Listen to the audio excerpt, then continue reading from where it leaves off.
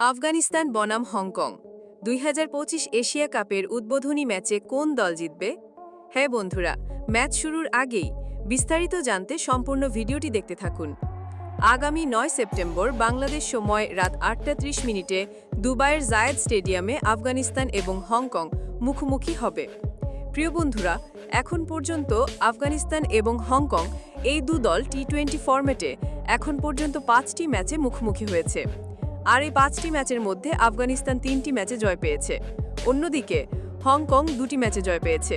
এছাড়াও এই দল ওয়ানডে ফরম্যাটে ২টি ম্যাচে মুখোমুখি হয়েছিল, আর এই ২টি ম্যাচের মধ্যে দলই একটি করে ম্যাচ জিতেছে। আর এবার টি-20 ফরম্যাটের নিজেদের ৬ নম্বর ম্যাচে এশিয়া কাপের প্রথম ম্যাচেই আফগানিস্তান এবং হংকং মুখোমুখি হতে যাচ্ছে। তবে বন্ধুরা, অতীতের পরিসংখ্যান ও বর্তমান পারফরমেন্স উভয় দিক থেকেই তারা সমানে সমান। এদিকে বন্ধুরা, প্রতি ম্যাচের মতোই ২০২৫ এশিয়া কাপের উদ্বোধনী ম্যাচটিকে নিয়েও প্রেডিকশন করেছে।